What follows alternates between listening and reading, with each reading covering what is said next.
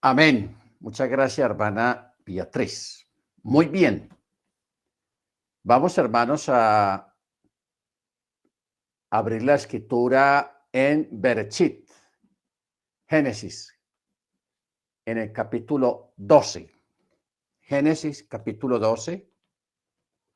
Vamos a rescatar aquí una gran cantidad de cosas muy interesantes que están en esta parachá. Esta parachá se llama Lej Lejá. Lej Lejá.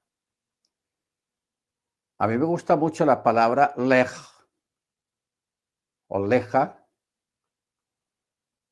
porque esta es una palabra que también se repite en la montaña cuando el Eterno le dice a Moche que baje, que vaya, que el pueblo ha pecado.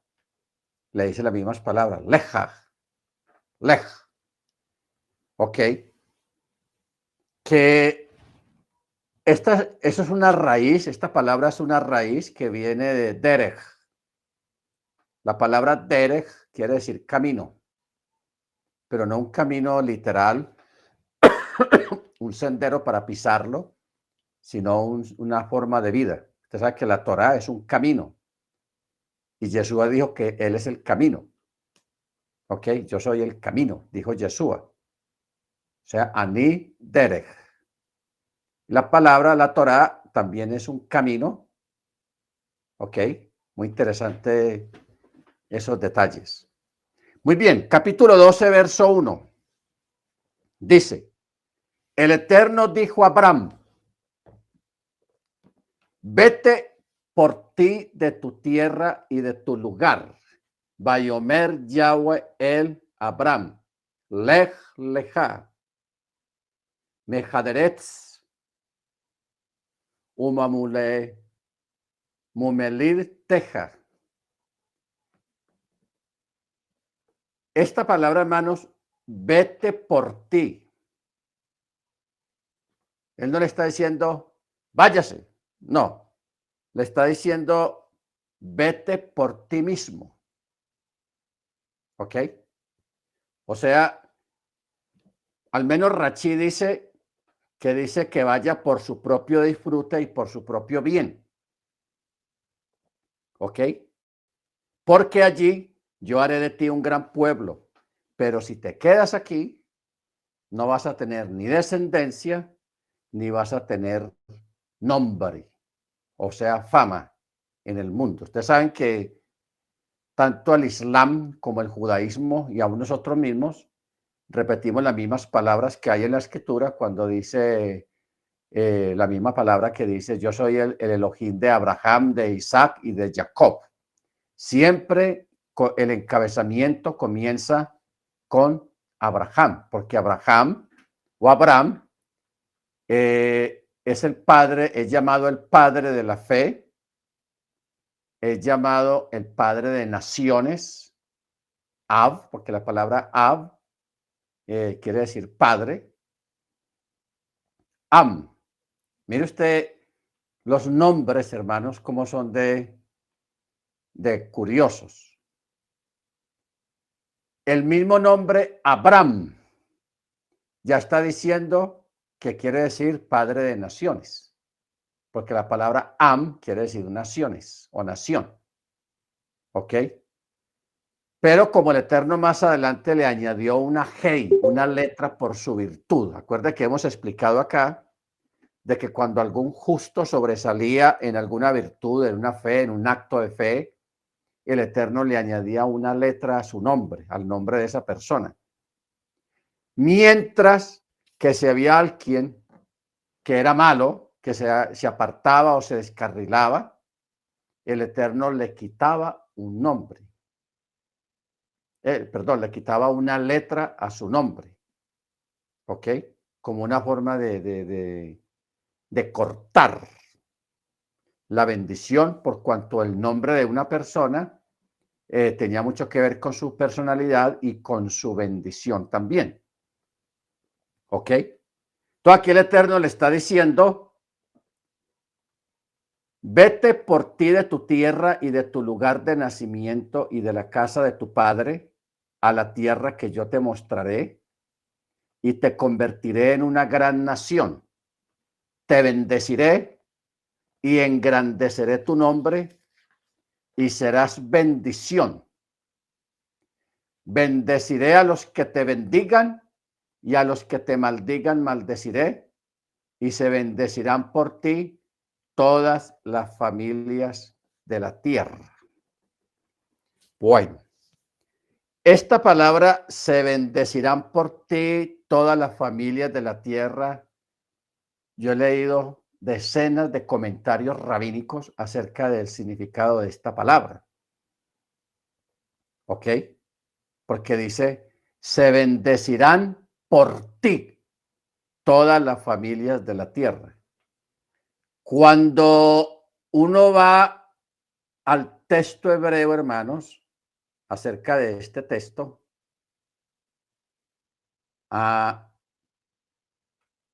está hablando de unas cosas impresionantes porque está hablando de injertar.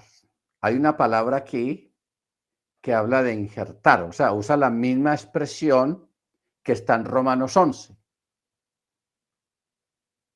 Romanos 11, donde habla del olivo silvestre y el olivo natural. Entonces, cuando habla de injertar, cuando dice, y se bendecirán por ti todas las familias de la tierra, que está, así está en castellano, así está la traducción, pero los traductores tuvieron problemas porque por primera vez ya, imagínense, en el libro de Génesis está hablando de un injerto. Entonces, tal vez los traductores no entendían bien, pero ¿cómo así que un injerto? ¿Un injerto cómo? No sabían todavía, o no se había empezado a profetizar en este aspecto de el regreso de los descendientes de las 10 tribus a hacer un techubá, a ser reinjertados al olivo natural, no al silvestre. ¿Ok? Baruch Hachén. Ustedes saben que eso está en Romanos 11. No está de más pues mirarlo. Romanos capítulo 11 es un capítulo espectacular. Yo lo recomiendo que lo lea bien porque está hablando de lo que está pasando en este tiempo. Dice en Romanos 11, verso 17 en adelante, dice, pero si algunas de las ramas fueron desgajadas, está hablando de la casa de Israel, y tú siendo olivo silvestre fuiste injertado entre ellas y llegaste a ser copartícipe de la raíz y de la rica savia del olivo. ¿Qué es la savia? La Torá. Y el ruach que trae la Torá. ¿Ok? Entonces por eso dice, no te jactes contra las ramas, y si te jactas, sabe que no sustentas tú a la raíz, sino la raíz te sustenta a ti, es la verdad. Las hojas y las ramas de un árbol la sustenta de la raíz, que sube por el tronco del árbol y se reparte en todas las ramas, se alimentan las hojas y produce la semilla, los frutos, todo lo normal que produce un árbol. Entonces, por eso dice, sino que la raíz te sustenta a ti. Entonces dirás, pero es que las ramas fueron desgajadas para que yo fuera injertado. Bien, por incredulidad fueron desgajadas y tú por la fe estás firme, no seas arrogante, sino que tengas temor al cielo. Porque si el Eterno no eximió las ramas naturales, tampoco a ti te eximirá. ¿Ok? Ahora, en el verso 23 dice, y aún ellos, si no continúan en incredulidad, o sea, dureza de corazón, ellos serán injertados de nuevo. Serán injertados de nuevo, porque poderoso es Yahweh para injertarlos otra vez. ¿Ok? Bendito sea su nombre. Entonces, este texto, hermanos, este texto es tenaz, el de Génesis 12:3. Primero dice, bendeciré a los que te bendigan. Ustedes saben que hay mucha gente que se ha atrevido a proferir palabras en contra del pueblo del Eterno y les ha ido muy mal. terminaron mal. Mejor es quedarse que se quedaran callados. Pero hay gente, hermanos, que por ignorancia, por fanatismo, por diferentes causas, se pone a hablar mal en contra del pueblo del Eterno. Y el que haga eso, hermanos, o el que maldiga a este pueblo, el que nos maldiga a nosotros, el Eterno lo maldecirá. Mas el que bendiga al pueblo del Eterno será bendecido. No quiere decir que sea salvo, no. Eso, aquí no estamos hablando de salvación o de perdición, sino de bendición por causa de un pueblo. ¿Ok? Baruch Hashem. Ustedes recuerdan, por ejemplo, lo que pasó allá en la ONU después de la Segunda Guerra Mundial, cuando se hizo una votación para permitir si volvía a existir el pueblo de Israel como pueblo, como nación o no. Eso lo sometieron a votación. Hubo un empate, pero a pesar de que había un empate, solamente había un país que determinaba el desempate. Lastimosamente, por ejemplo, aquí Colombia votó neutro, en blanco. Falta de decisión. México votó también neutro. O sea, ni sí ni no, neutral. Más sin embargo, Costa Rica votó a favor. O sea, el voto de Costa Rica fue el que decidió que Israel existiera como pueblo de nuevo. El voto de la decisión que tomó el país de Costa Rica en ese tiempo. Todos los demás países, hermanos, nos trajo el que nos llevó o nos llevó el que nos trajo. Ustedes saben que Costa Rica es el único país en Latinoamérica o en el mundo que no tiene ejército. Imaginen ustedes que el mismo Vaticano, que es una entidad religiosa, una iglesia religiosa, y tiene su propio ejército. La Guardia Suiza tiene un ejército y es una iglesia. Pero más sin embargo, hablando de una nación, un país soberano como lo es Costa Rica, es el único país que no tiene ejército. Todos los demás países del mundo viven destinando millones y millones de dólares en armas, en dotar el ejército, en armarse porque viene una guerra y bueno, una cuestión tenaz. Mucho presupuesto se va en eso.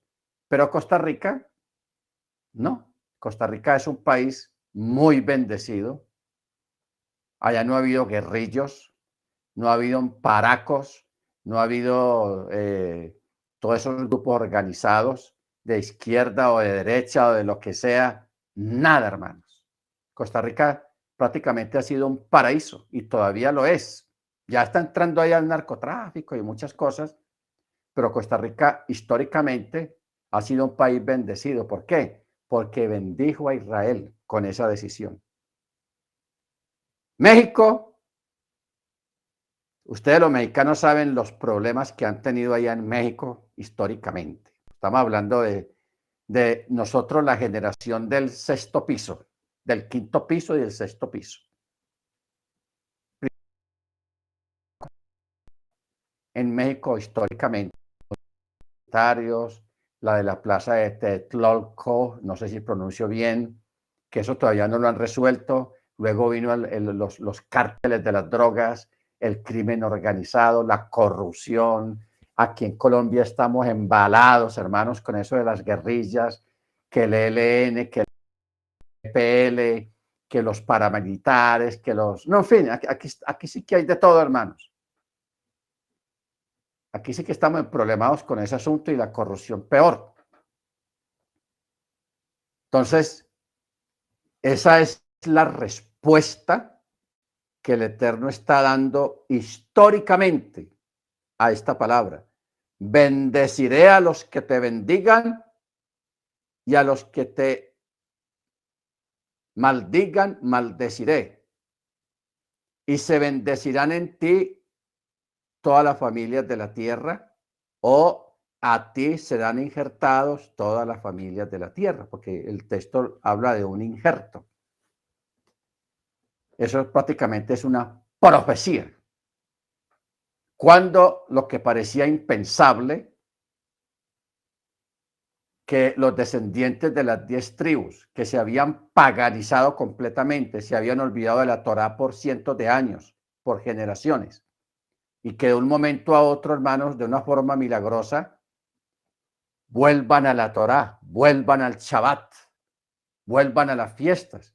Eso es impensable. O sea, yo no sé si usted, cuando estaba ya en su iglesia católica o en su iglesia cristiana, usted alguna vez se imaginó guardando Shabbat. Eso nunca pasó por su mente.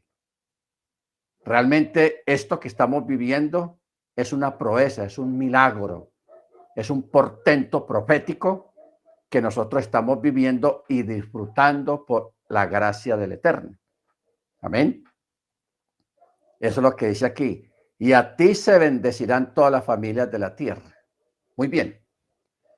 Y Abraham se fue conforme le había hablado el Eterno, y Lot fue con él, y Abraham tenía 75 años de edad cuando salió de Harán. Y Abraham tomó a su mujer Sarai y a Lot, hijo de su hermano, así como todos sus bienes que había adquirido y las almas que habían hecho en Harán. Detengámonos aquí. Las almas que habían hecho en Harán. Bueno, vamos a mirar algo de Sod. Usted sabe que las técnicas de interpretación o los 4 niveles de interpretación son 4. A ver, hermano Freddy, que usted ya se las memorizó. ¿Cuáles son? Hermano Freddy. El corchón, mi moré. Señor. ¿Cómo dijo? Mi moré, ¿me escucha bien? Bueno, ¿cuáles son las reglas de interpretación? Que son 4. ¿Ya le olvidó? A ver quién se acuerda, hermano Álvaro. ¿Me escucha bien? Está la Pechat. Remex. Remes. Sod, Derus. Y Sod, que es secreto. Es correcto. Pechat, Remes, Derus y Sod. Esas son las 4 reglas prácticamente dadas por el Eterno, porque eso lo encuentra uno aquí en la Tanakh. Pechat, Remes, Derus y Sod. ¿Sí, hermano? Ah, sí. Eso le iba a preguntar. El orden es Pechat primero, ¿cierto? Y luego Pechat, Remex. sí. Primero es Pechat, luego Remex, Derus, Oderás y Sod. Bueno, entonces, haciendo alusión a esto, vamos a aplicar algo de Sod, o sea, lo místico, basado en esta palabra que hay acá, porque es muy curioso. Dice el verso, casi al final a la mitad del verso 5 dice, así como todos sus bienes que habían adquirido y las almas que habían hecho en Harán. Bueno, vamos a aplicar 2 reglas de interpretación, el Pechat y el Sod. No se vaya a asustar por lo que yo le voy a decir, ¿ok? Pero eso es Sod. La parte del Pechat, que es lo literal del texto, está hablando de que entre Abraham y Sarai, ellos evangelizaban las personas. ¿Qué fue lo que ellos hicieron? Esto está en el libro de Yazar. Ellos, como Abraham tenía dinero, era un hombre rico y el Eterno lo bendecía porque eso fue lo que él le prometió. Te bendeciré.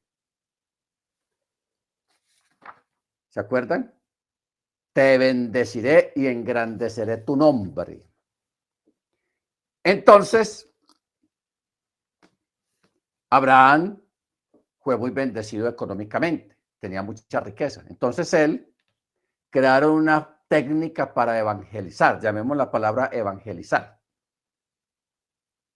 O sea, atraer gente a la fe monoteísta, porque Abraham creció en un ambiente politeísta de muchas divinidades.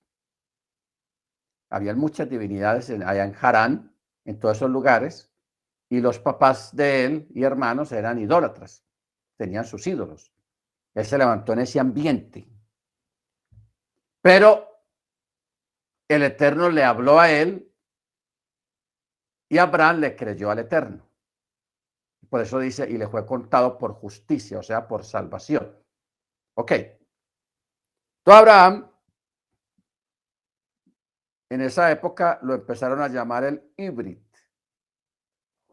o sea, el hebreo. Pero en hebreo se dice híbrid, el híbrid. ¿Qué quiere decir la palabra híbrid? El que está o el que pasa al otro lado. ¿En qué sentido está al otro lado o pasa al otro lado? Que cree diferente a los demás. Cree diferente a los demás. Yo sé que todos nosotros en el ambiente en que estamos somos personas que creemos diferente a como creen los demás.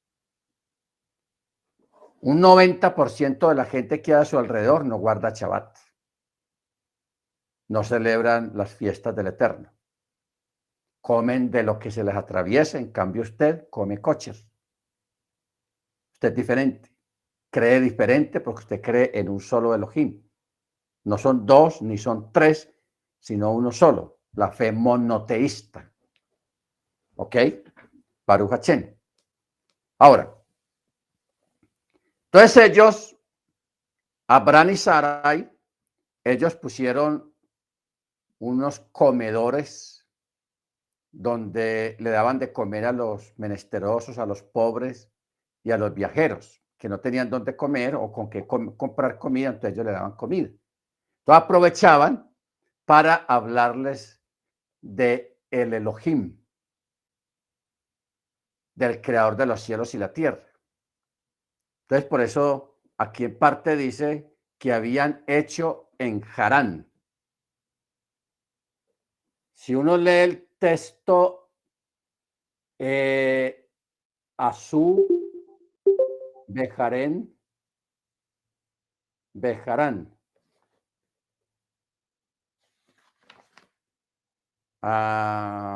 Acher, Beet, Hanafes, Acher, Azú. Muy bien, menciona la palabra Azú. Bueno, si aplicamos Sod a esta expresión Azú, se refiere al golem, a los golem. Algunos hermanos ya saben lo que estoy hablando acerca del golem, otros no lo saben.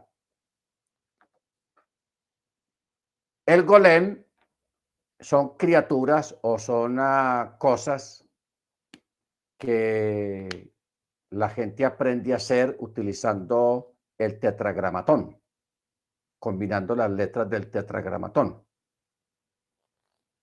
Y esos seres que hacen o esas cosas que hacen se les llama golem.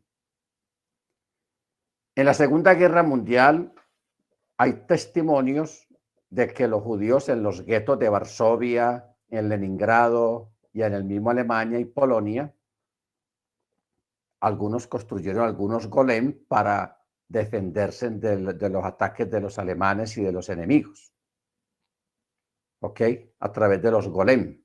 Hay testimonios, porque esto, mucha gente no cree en esto, lo del golem, pero ya eso usted lo puede averiguar en Rabino Google. En Google puede averiguar sobre el golem. Entonces, también se considera y se cree que Abraham manejaba esta técnica de crear personas, que estas personas se les llaman golem. Esa es la palabra que les pusieron, golem. Entonces, por eso está escrito de esta forma tan peculiar que da como a entender que Abraham los hizo de esa manera utilizando la técnica del golem. ¿Ok? Porque dice, y las almas que habían hecho en Harán y salieron para dirigirse a la tierra de Canaán. ¿Ok? Yo no voy a meter, no vamos a meter mucho en esta noche en el asunto del golem. Ya eso lo hemos explicado como 2 veces en otras clases, que eso ha existido. Hoy en día eso se le tiene como una leyenda, como una historia, como leyenda. Pero si hay testimonios y en los escritos rabínicos hay muchos testimonios acerca de los golem, porque no solamente se puede hacer una persona, sino que también se podía fabricar un animal. Lógico, un animal kosher que servía de alimentación. ¿Ok? Pero bueno, vamos a seguir. Verso 6. Y Abraham pasó por la tierra hasta el sitio de Shechem, hasta la planicie de Moré, y en ese entonces el Kenaní estaba en la tierra. Y el Eterno se le apareció a Abraham y le dijo, a tu descendencia daré esta tierra. Entonces él construyó allí un altar al Eterno que se le había aparecido y de allí se trasladó a la montaña al este de Betel y plantó su tienda teniendo Betel al oeste y a Ai al este. Y allí construyó un altar al Eterno e invocó el nombre del Eterno. Luego Abraham partió de allí viajando paulatinamente hacia el sur. Ok. ¿Qué es lo que está pasando aquí, hermanos? El Eterno puso a Abraham a caminar, a recorrer, a pisar, a tomar posesión, en cierto modo, de la tierra que iba a heredar sus descendientes. Entonces lo puso a caminar por todos esos lugares. Cada vez que lo llevaba a un lugar lejos y le decía, mira, hasta donde alcance mirar tus ojos. Y luego le decía, toda esta tierra la daré a tu descendencia, a tus descendientes. Ahora, uno puede pensar, hermanos, con jocosidad el asunto, por cuanto estamos hablando de un hombre de 75 años que no tiene hijos y que la esposa es estéril. Y que el Eterno le diga, vea, yo a usted le voy a dar todo eso a su descendencia, porque su descendencia va a ser como las estrellas, va a ser como la arena del mar, multitud, millones de personas. Y le está diciendo eso a un hombre de 75 años que la esposa es estéril y hasta ese momento no tiene ni un hijo. Eso suena paradójico, inverosímil, pero así es como funcionan las cosas del Eterno. Nosotros de ahí podemos sacar muchas conclusiones y sacar muchas enseñanzas en el sentido de que a veces cuando usted quiera algo o anhele algo que el Eterno le ha prometido, usted vaya y píselo. Simbólicamente, tome posesión, tóquelo. ¿Ok? Tóquelo. Amén. O sea, eso es una forma, hermanos, de tomar posesión de las cosas que usted desea o de lo que el Eterno te está prometiendo. Hay que ir a pisarlo. Por eso el Eterno puso a Abraham por varios años a caminar por toda esa tierra. Por eso dice, mire lo que dice el libro de Hebreos en el hall de la fe. Hebreos 11.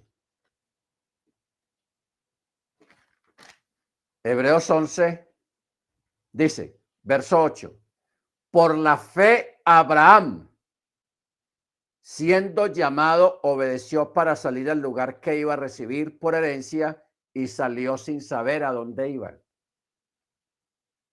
Y dice, por la fe, habitó en la tierra prometida como en tierra ajena, viviendo en tiendas con Isaac y Jacob, coherederos de la misma promesa, porque esperaba la ciudad que tiene fundamentos, cuyo arquitecto y constructor es Yahweh. Por fe, a pesar de la esterilidad de Sara, recibió vigor para engendrar simiente aún fuera de tiempo de la edad, porque creyó que era fiel el que lo había prometido. ¿Ok? Ya en otra ocasión nos metemos en esto de este texto, el verso 11, que dice, a pesar de la esterilidad de Sara, recibió vigor para engendrar simiente aún fuera de tiempo de la edad, porque creyó que era fiel el que lo había prometido. O sea, el Eterno de una forma sobrenatural lo puso como un hombre de 20 años. Estamos hablando del vigor sexual, como de 20 años, teniendo ya casi los 100 años. Igualmente hizo el milagro con Sarai de darle fuerzas para concebir, para que concibiera aún fuera de tiempo de la costumbre de las mujeres. O sea, vieron dos milagros ahí. ¿Ok? Doble milagro. Tanto en el varón como en la mujer, tanto en Abraham como en Sarai. Y ya la mujer, de la que se decía que ya no, naturalmente, normalmente ya no podía tener hijos, recibió virtud, recibió fuerza, recibió el milagro, y la mujer de tanta edad concibió y tuvo su hijo. ¿Ok? Bendito sea su nombre. Amén.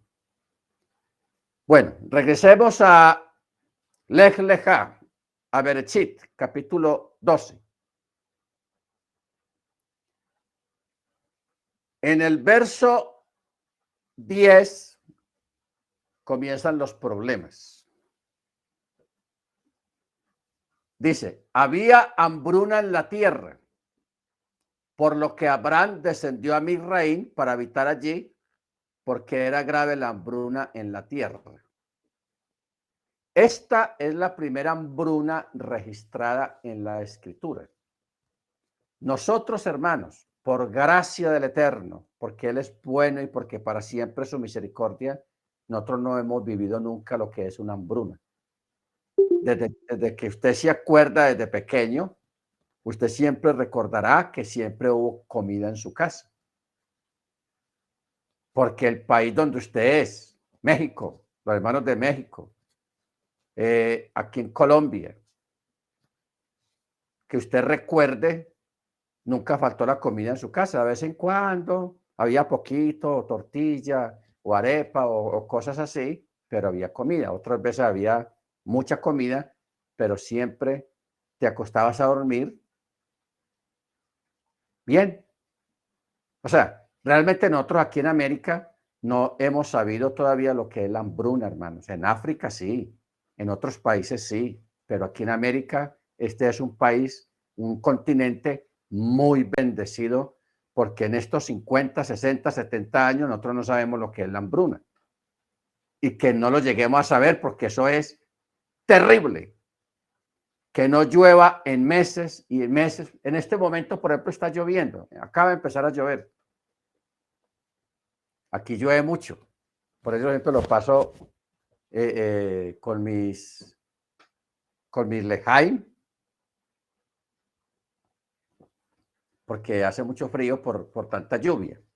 Ok. Entonces aquí tenemos a Abraham sufriendo, padeciendo en carne propia lo que es la hambruna. Y a causa de la hambruna, él tuvo que descender a Egipto. Si usted ve el mapa, la caminada que se pegó a Abraham, hermano, en esa época, eso no fue cualquier cosa. Desde el norte de Israel, casi cerquita, o sea, en Ur de los Caldeos, cerquita del río Éufrates. Atravesar todo eso, hermanos, y llegar hasta Egipto. Eso es un viaje largo, de meses, de años. Porque él llegó hasta Misraín, hasta Egipto, y todo era a pie. Y lento porque él tenía mucho ganado. Entonces él va a Egipto, dice, porque era grave la hambruna en la tierra. Y sucedió que cuando se acercó para entrar a Misraín, dijo a Sarai, mira, ahora yo sé que eres mujer hermosa. Y sucederá que cuando los Misrim te vean, dirán, uy, esta es su mujer. Entonces me matarán y a ti te dejarán vivir. O sea, me matarán para robársela, para quitarle a él la mujer. Entonces Abraham dijo, por favor, no digas que eres mi esposa, sino que eres mi hermana. Y mire tan vivo Abraham, para que me beneficie a causa de ti. Y viva mi alma gracias a ti. ¿Ah? ¿Cómo la ve? Para que me beneficie a causa de ti. O sea, ¿qué estamos viendo acá? Abraham se da cuenta porque él primero fue y se asomó a Egipto. Él se asomó a Egipto, por eso dice el texto, se acercó para entrar, pero no entró. O sea, él fue primero y miró a ver cómo era el asunto. Y cuando menos piensa, como él andaba solo en sus correrías, solamente con Sarai y los siervos, entonces cuando llega a Egipto se da cuenta que las mujeres son muy diferentes a Sarai, que Sarai es una reina, que Sarai es hermosa, bonita, de buen aspecto, de buen semblante, de buena figura. Entonces,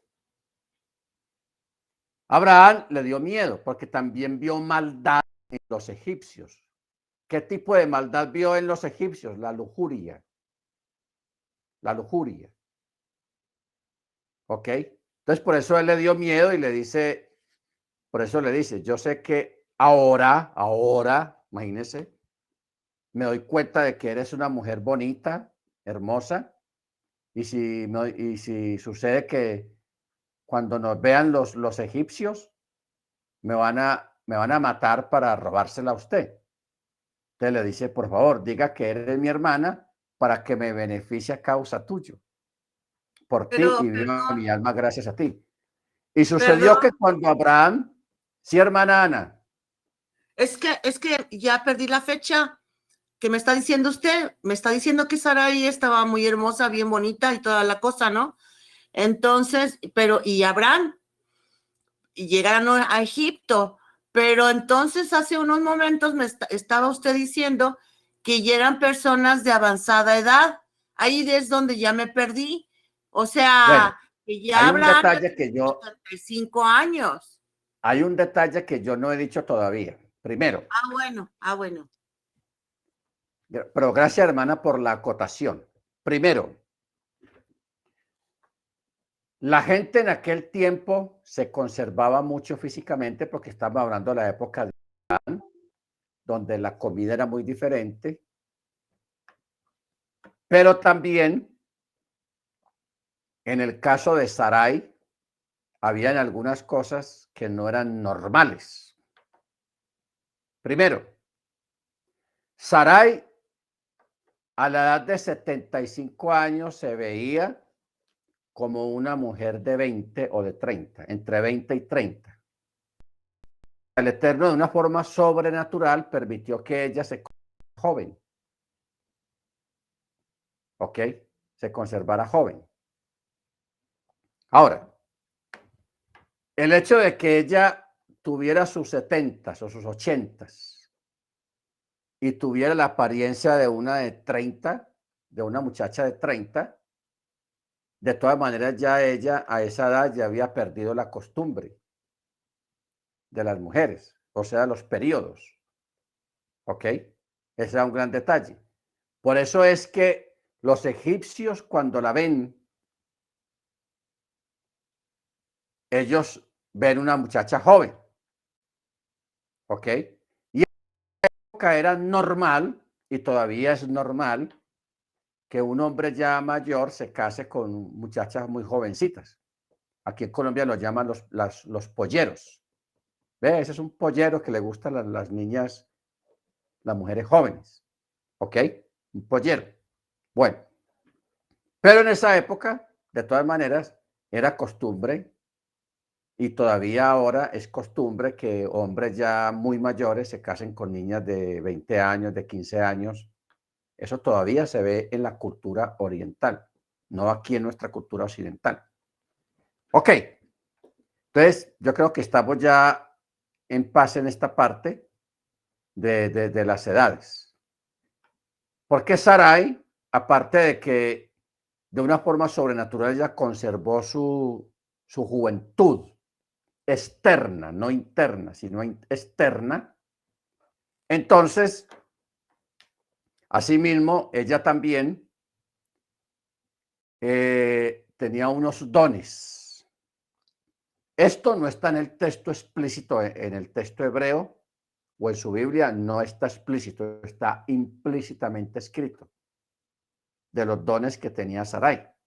Sarai tenía dones de sanidad, y también ella tenía unos dones de la multiplicación de la comida, del pan. Por eso es que ellos repartían comida, porque Sarai tenía el don. Ella hacía un pan, fabricaba un solo pan, y ese pan se multiplicaba en 50 panes. Ella tenía ese don. Y ese don lo heredó Ribca.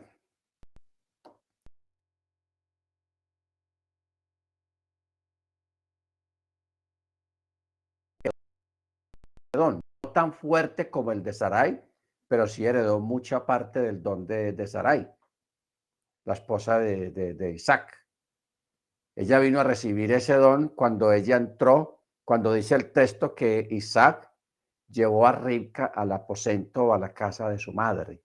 Y ahí Ribca recibió esos dones, le fueron transmitidos esos dones, porque hay dones que son transmitidos a nivel familiar o a nivel ministerial, como en el caso de Elías, que le dejó el manto a Eliseo, y Eliseo se convirtió tenía el doble poder de Elías.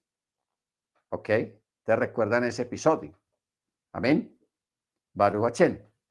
Por eso es muy bueno uno, antes de saber qué va a partir, y si tiene algún don, algún ministerio especial, dejarlo, legarlo a otra persona para que no se pierda y siga ejerciendo ese don. Amén. O sea, esto es espectacular, hermanos. Baruch Hachén. Muy bien. Verso 15. Verso 14. Y sucedió que cuando Abraham llegó a Egipto, los Misrim vieron que la mujer era muy hermosa. Cuando la vieron los ministros del faraón, la alabaron para el faraón, por lo que ella fue llevada a la casa de faraón. ¿Qué era lo que decían los ministros? Uy, qué mujer tan bonita, tan hermosa. Eso es digna del rey, del faraón. Digna, es digna. Entonces, claro, es oídos de faraón, y faraón la mandó llamar. Por eso dice, por lo que ella fue llevada a la casa de faraón. Y faraón benefició, o sea, colmó de regalos a faraón, a Abraham, a causa de ella. Y allí él obtuvo rebaños, reses, asnos, siervos, siervas, asnas y camellos. Porque en aquella época, prácticamente, como ellos dijeron que ella era hermana de Abraham, entonces prácticamente era el tutor de ella si fuera una mujer soltera. Entonces, por eso, en aquella época, para poder pedir una mujer había que pagar la dote. Por eso es que dice el texto que Faraón llenó a Abraham de animales, de rebaños, de reses, asnos, siervos, siervas, asnas, camellos, plata, oro, le regaló de todo. ¿Ok? Entonces, en el verso 20 dice, no, el verso 20 no, el verso 17. Pero el Eterno hirió al faraón y a su casa con grandes plagas a causa de Sarai, mujer de Abraham. Mire qué problemas se metieron por la mentira. Lógicamente, Faraón dijo, oh sí, esa mujer está hermosa, yo la quiero como mi esposa o en mi harén, como sea. Entonces él le llena a Abraham de regalos, le da de todo, le da reses, caballos, camellos, siervos, siervas, plata, oro. O sea, porque Sarai era hermosa y el rey la quería para él, la quería para él. Entonces, ¿cómo? Sarai era intocable. Acuérdese que hay dos personas, más o menos, miremos por ahora dos personas en la historia bíblica de las escrituras que eran intocables. Primero, Sarai, y luego más adelante, Joseph, cuando fue a Egipto. Eran intocables. Ustedes recuerdan que Potifar compró a Joseph no solamente para que le trabajara en la casa, sino también para abusar de él sexualmente, porque también era pervertido. Por eso, cuando él ya le iba a poner la mano arriba a Joseph, vino un ángel y lo castró. Por eso su nombre cambió. Ya no se llamaba Potifera, sino Potfera, que quiere decir el que es cortado. Y en el caso de Sarai, cuando el rey ya iba a ponerle mano encima a Sarai, el Eterno castigó el palacio y toda su gente que había en el palacio con una plaga. Hay dos versiones rabínicas acerca de la plaga, que hay un hombre que se llama Ratán. La palabra Ratán es una especie de enfermedad venérea. Hay varios tipos de enfermedades venéreas en esa época, pero esta que se llamaba Ratán era la más seria, la más grave. Y a todos en el palacio les dio una enfermedad venérea de una forma sobrenatural. Esa es una versión. La otra es rabínica, o sea, la otra es de que la plaga fue de que el Eterno cerró los orificios, tanto de los hombres como de las mujeres. Entonces la gente no podía ni orinar ni dar del cuerpo, porque los orificios fueron cerrados. ¿Ok? Entonces, en el verso 18 dice, y el faraón llamó a Abraham y dijo, ¿qué es esto que me has hecho? ¿Por qué no me dijiste que ella era tu mujer? ¿Por qué dijiste en mi hermano? Por lo que la tomé por mujer. Y ahora he aquí tu mujer, tómala y vete. Tómala y vete. O sea, el Eterno, para proteger a Sarai, que era mujer de un profeta, de un varón del Eterno, y que el Eterno tenía planes con ellos dos, ella era intocable. ¿Ok? O sea, hay algunos personajes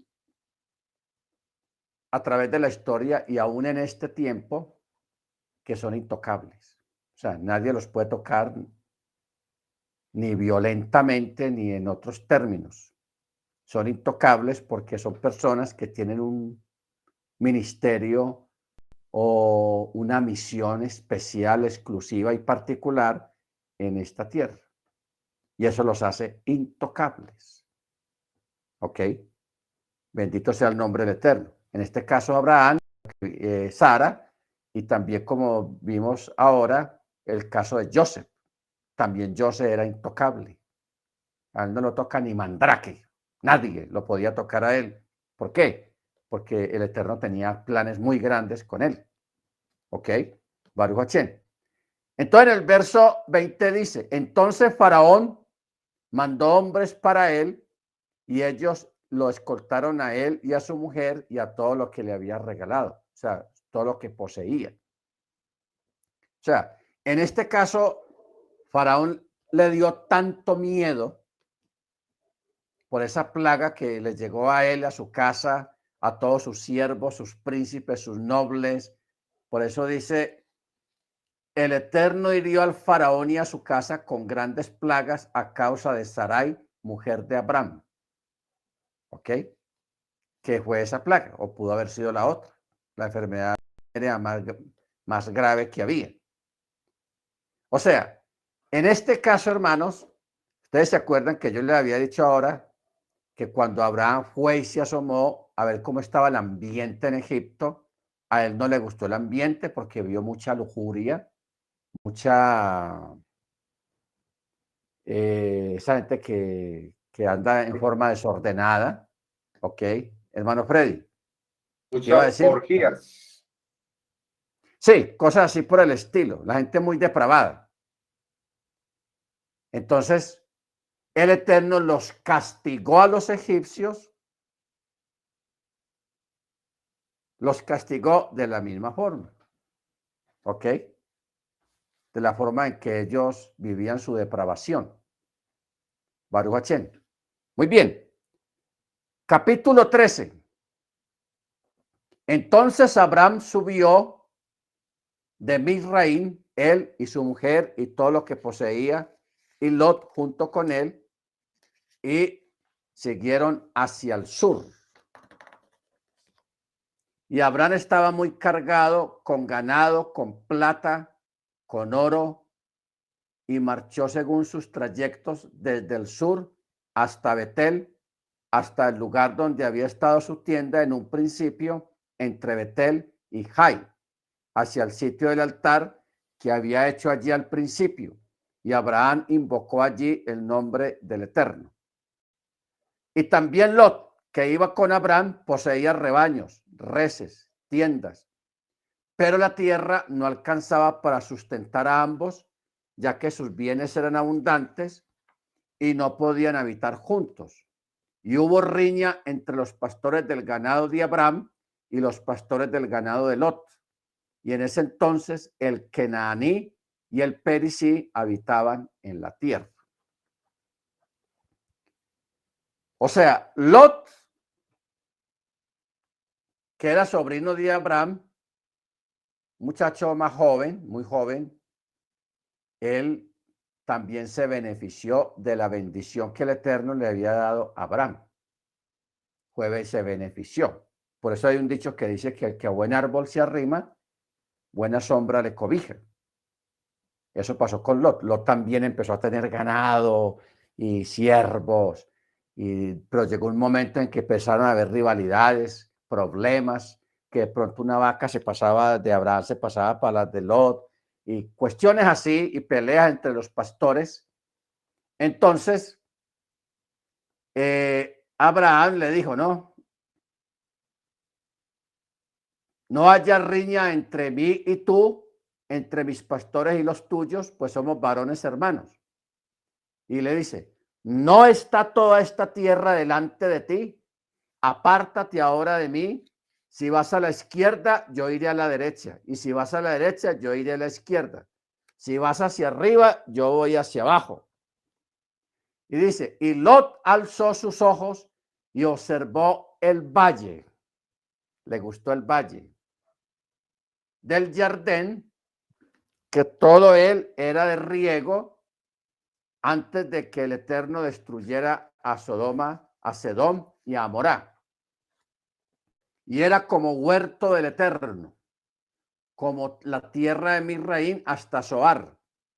Entonces Lot, agalludo, porque es una palabra que utilizamos aquí en Colombia, decimos agalludo. O sea, la palabra agalludo en nuestra cultura colombiana quiere decir que escoge lo mejor primero. Escogió lo mejor para él. El otro que se defienda como pueda. Pero para mí esto que está más bueno. O sea, eso fue un acto de irrespeto por cuando él fue bendecido por causa de Abraham y Abraham fue el que lo había adoptado, le había ayudado. lo rescató de la familia y escogió agalludamente lo mejor. Pero bueno, Baruch Hashem. Entonces, dice, verso 11, entonces Lot escogió para sí todo el valle del Jardín, y Lot se desplazó desde el este, y cada uno se separó del otro. Y Abraham se asentó en la tierra de Canaán, y Lot se asentó en las ciudades del valle, y plantó sus tiendas hasta Sodoma. Y los hombres de Sodoma eran sumamente malos, pecadores hacia el Eterno. O sea, no guardaban Torá. Y el Eterno dijo a Abraham, después de que Lot se separó de él, alza ahora tus ojos y mira desde el lugar donde estás, hacia el norte, hacia el sur, hacia el este, hacia el oeste, pues toda la tierra que ves te la daré a ti y a tu descendencia para siempre. Y pondré a tu descendencia como el polvo de la tierra, que si pudiera un hombre contar el polvo de la tierra, también tu descendencia sería contada. Levántate, marcha en la tierra a lo largo y a lo ancho, pues a ti te la daré. Entonces Abraham trasladó su tienda y llegó y se estableció en la planicie de Mamre, que está en Hebrón, y edificó allí un altar al Eterno. Recuerda lo que dijimos ahora. El Eterno simbólicamente y proféticamente puso a Abraham a andar por toda la tierra, como tomar posesión de ella, santificarla, ponerle su sello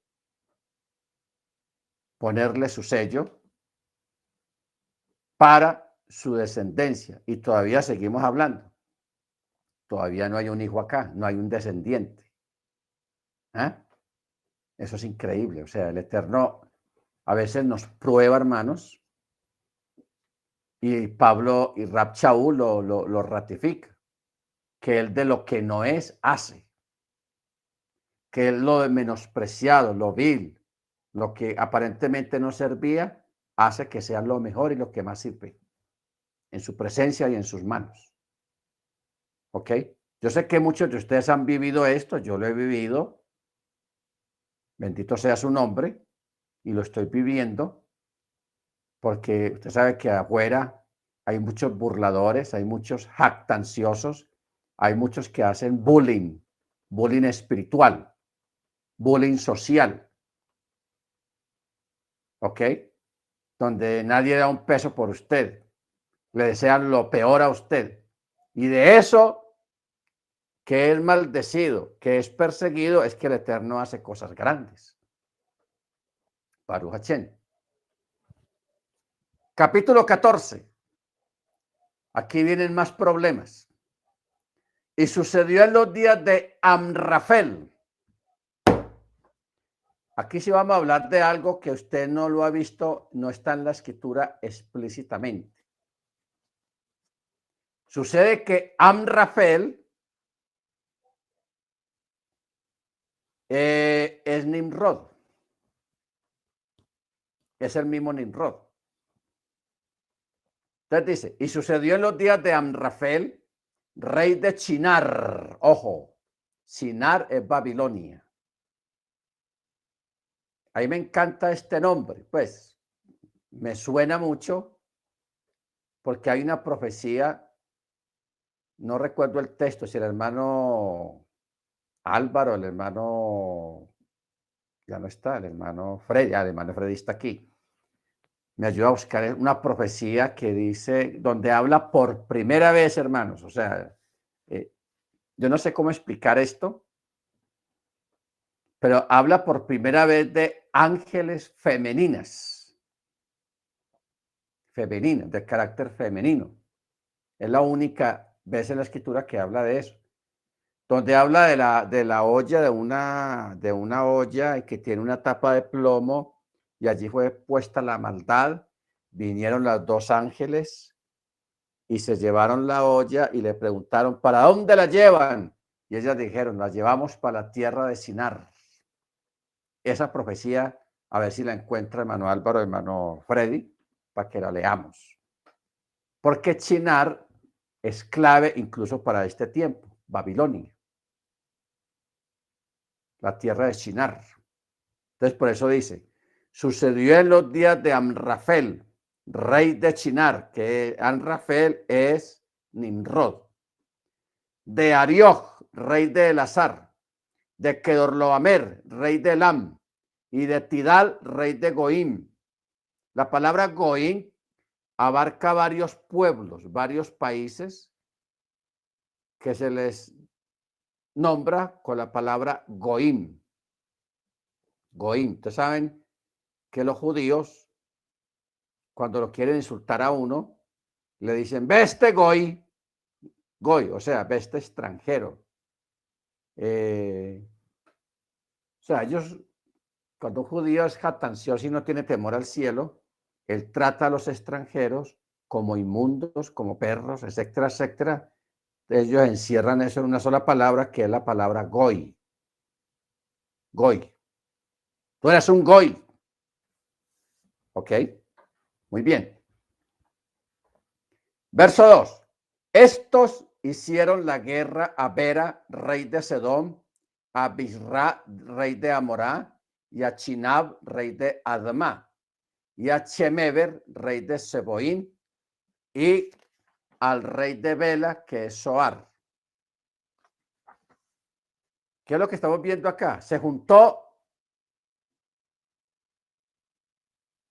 Nimrod, Arioch, Kedorloamer, Tidal, e hicieron guerra contra Bera, contra Birra, contra Chinab, contra Adma, contra Chemeber y contra Bela. Y More. O sea, 4 países contra 5 países o 5 países contra 4 países se juntaron en un valle para la guerra. Y More. Por eso dice, todos estos se juntaron en el valle de Sidim, que es el mar de sal, o sea, el mar muerto. 12 años habían servido a Kedorloamer y durante 13 años se rebelaron, y en el 14º año vino Kedorloamer a los reyes que estaban con él e hirieron a los Refaín en Asterot, Carnayim, y a los Susim en Ham, y a los Emín en Chabé, Cariatayim, y al Jorí en el monte Seir hasta la llanura de Parán, que está junto al desierto. Mi More. Y ellos, hermano Freddy, dímelo. Lo que pasa es que, bueno, eso está en Zacarías 5. Zacarías 5:5, pero está bueno desde el primero. Zacarías. A ver.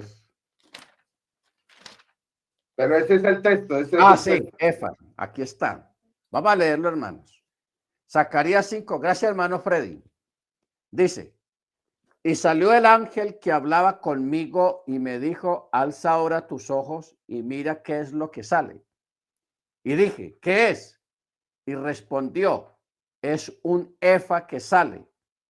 Dijo además, es el ojo de ellos en toda la tierra. Mire usted esto, tan tener lo que hay acá, que eso merece un estudio más adelante, porque dice, es el ojo de ellos en toda la tierra. ¿Ah? ¿Cómo la ven? 5:6. O sea, la iniquidad. El efa es una medida, es un recipiente para medir, ¿ok? Para que lo entendamos. Dice, es un efa que sale. Luego en el verso 7 dice, he aquí una tapa de plomo fue levantada y había una mujer sentada en medio del efa, o sea, en medio del recipiente de medida. Y dijo, esta es la maldad. Y la arrojó dentro del efa y puso la tapa de plomo sobre la abertura. O sea, encerró a esa mujer que representa la maldad y la metió dentro del efa y puso una tapa de plomo, tapando pues la abertura. Luego dice, Luego alcé mis ojos y aquí dos mujeres y había viento en sus alas, porque tenían alas como de cigüeña y alzaron el efa entre la tierra y los cielos. Aquí es la única vez en toda la Tanakh que menciona dos mujeres con aspecto angelical, con alas, ¿ok? Y dice directamente que eran mujeres. Verso 9. Alcé mis ojos y miré, y aquí dos mujeres, y había viento en sus alas porque tenían alas como de cigüeña, unas alas largas. Y dice, y alzaron el efa entre la tierra y los cielos, o sea, al aire, como un avión. Y le dije al ángel que hablaba conmigo, ¿a dónde llevan el efa? Y me respondió, a edificarle casa o templo en tierra de Sinar. ¿Se acuerdan? Tierra de Sinar. Para que cuando esté listo, sea colocado allí en su lugar. ¿Qué es lo que va a ser colocado allí en su lugar? ¿Y por qué fue llevado a tierra de Sinar? Que es Babilonia. ¿Ok? Esta es una porción, hermanos, impresionante. Yo estaba hace días, hace años, estaba bregando a entender bien, porque ustedes saben que hay porciones proféticas que no se deben de mirar literalmente, no, porque hay muchos símbolos, hay muchas palabras extrañas. ¿Por qué la tierra de Sinar? ¿Por qué el efa y por qué meter una mujer a quien se le llama la maldad? ¿A dónde nos lleva eso?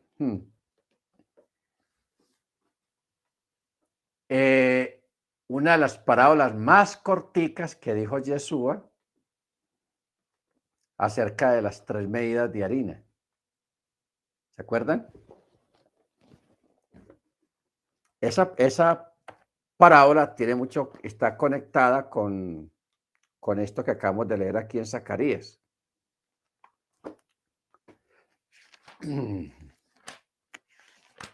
Es una parábola, hermanos, cortica.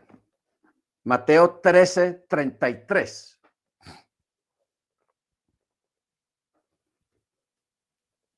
Mira qué dice. Otra parábola les habló, diciendo, el reino de los cielos es semejante a la levadura que una mujer tomó y la escondió en 3 medidas de harina hasta que todo fue leudado. Ya, eso es lo que dice el texto de esa parábola. ¿Ok? Y aquí la mujer representa la maldad. Aquí la mujer representa la maldad. Lo mismo que leímos ahora en Zacarías. ¿Ok? La maldad. Pero aquí en el caso quiere decir que la levadura es el pecado. Y la escondió en 3 medidas de harina hasta que todo fue leudado, o sea, hasta que se contaminó. ¿Qué representan las 3 medidas de harina? Alma, cuerpo y espíritu. O sea, el ser humano fue contaminado en el alma, en el cuerpo y el espíritu, que son las 3 áreas de que se compone el ser humano. Alma, cuerpo y espíritu. ¿Ok? Porque dice, una mujer tomó levadura. Luego, si usted mira bien ese texto que acabamos de mirar allá en Zacarías, dice que he aquí una tapa de plomo fue levantada, había una mujer sentada en medio del efa y dijo, esta es la maldad. La maldad tiene un término femenino. La maldad, no el maldad, sino la maldad. Y ella fue llevada dentro del Efa a la tierra de Sinar. Ahora, yo no sé si usted está entendiendo lo que yo le estoy diciendo y para dónde voy ya. Sinar, técnicamente, es Meca y Medina. ¿Se acuerdan?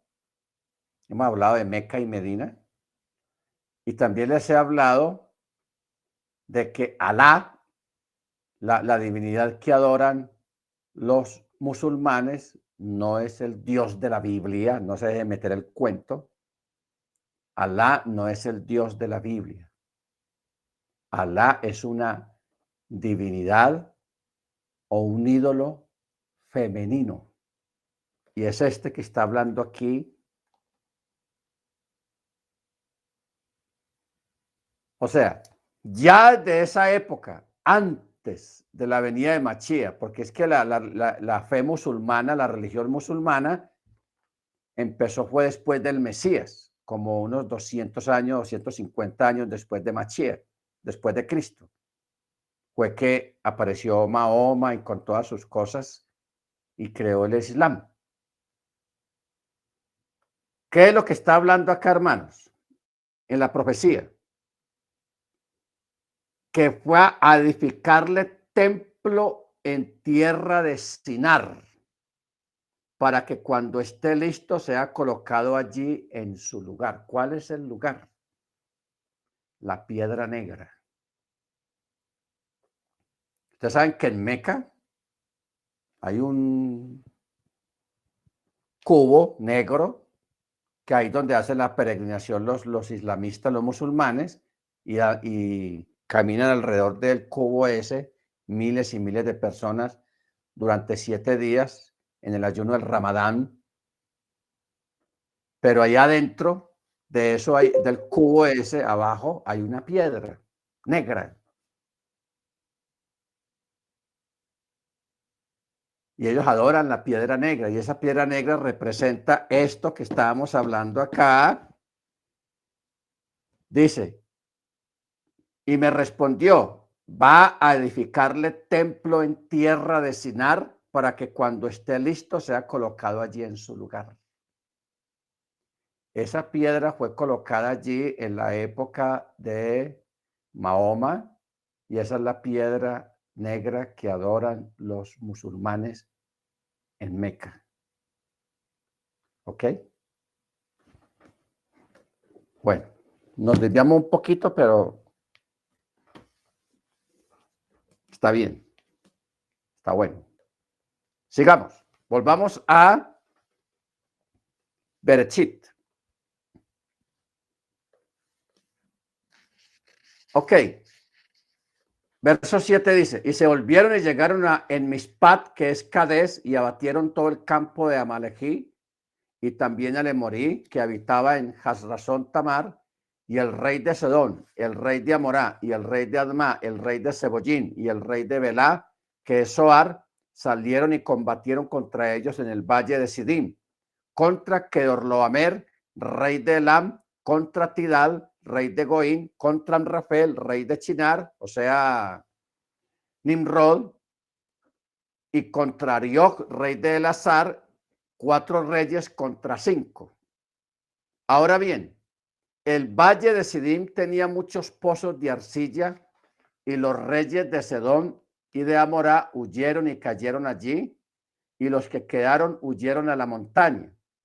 Se apoderaron de toda la riqueza de Sodoma y de Amorá, o sea, de Gomorra, y de todas sus provisiones, y se fueron, y también tomaron a Lot, sobrino de Abraham, junto con sus bienes, y se fueron, y él residía en Sedón, pues él residía en Sedón.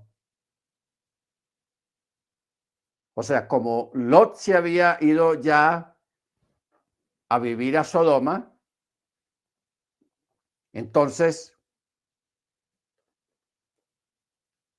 como decimos aquí en Colombia, le tocó llevar del bulto.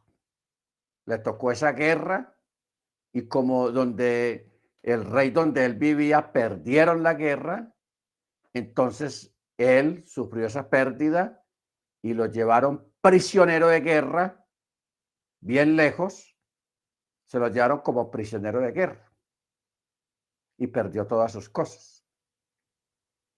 Por eso dice, y Abraham, sobrino de Abraham, junto con sus bienes, porque él residía en Sodoma. Bueno, ya el verso 13 cambia el relato y dice, entonces vino el que se había escapado y lo anunció a Abraham. El híbrid, aquí ya dice Abraham el híbrid. ¿Ok? El apodo que le habían puesto a Abraham, el hebreo, el que pasó al otro lado, el que cree diferente. Aquí es primera vez donde se menciona el híbrid, el hebreo. Dice, quien habitaba en las planicies del Emorí, Mamre, hermano de Escol y de Aner, y ellos eran socios de pacto con Abraham.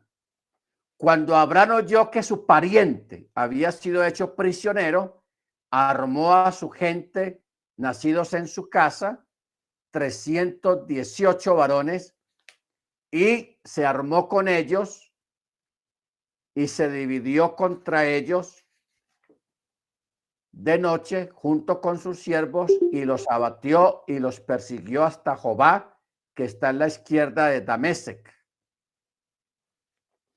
La izquierda de Damesec, o sea, Damasco, hoy en día.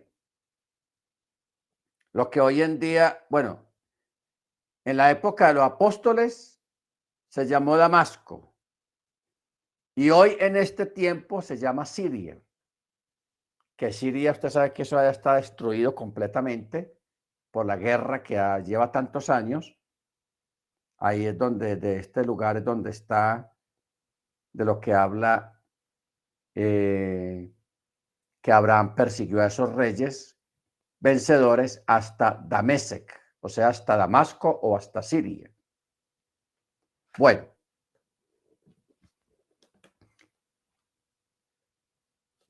Aquí se extraña uno de ver un hombre que uno se lo imagina pues siempre orando y meditando porque así se imagina a la gente religiosa. Pero aquí vemos a un Abraham que cuando se da cuenta que raptaron y van a convertir a su sobrino Lot en un esclavo de guerra, en una prisionero de guerra, él cambia de actitud, él se arma y sale con todos sus siervos y se va y se enfrenta a perseguir 5 reyes con sus ejércitos. Eso es una locura. ¿Ok? Pero aquí tenemos un hombre de fe, con promesas encima, que se va en el nombre del Eterno a rescatar a su sobrino. Con 318 varones.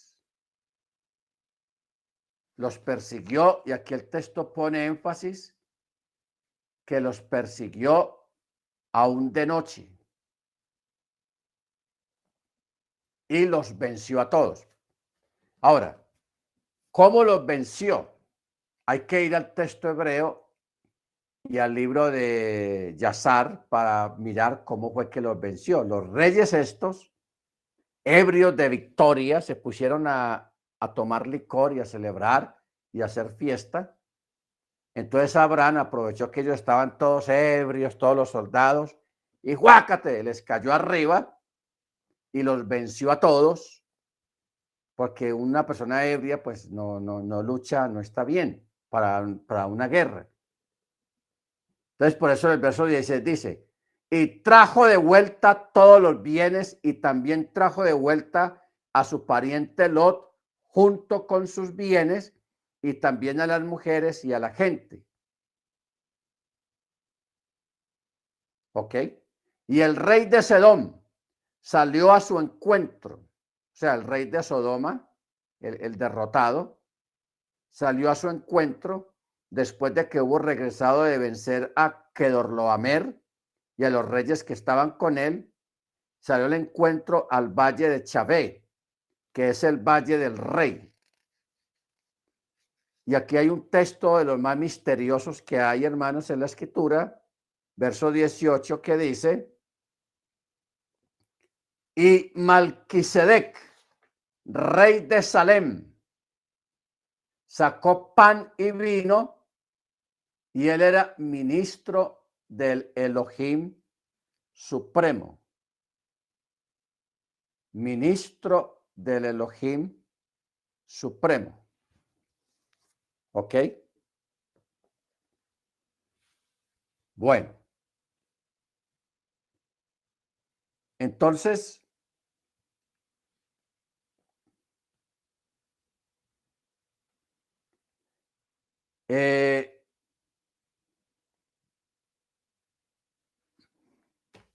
vamos a leer un comentario rabínico acerca de Melquisedec. Dice: en todos los pueblos del mundo siempre han habido sacerdotes que se dedicaban al culto de los dioses paganos, que no eran sino representaciones de las diversas fuerzas naturales o espirituales que regulan el mundo. Melquisedec era un sacerdote en este mismo sentido, solo que él rendía culto al Elohim Supremo que gobierna todo el universo, o sea, él era monoteísta. Y es por esa razón que la Torá lo designa como ministro del Elohim Supremo. Al mencionar este nombre, la Torá quiere indicar que Melquisedec rendía culto a la fuerza más poderosa y suprema de todas las demás fuerzas que hay en el mundo. A pesar de no haber mencionado al Eterno por nombre, Melquisedec reconocía la existencia de Elohim. ¿Ok?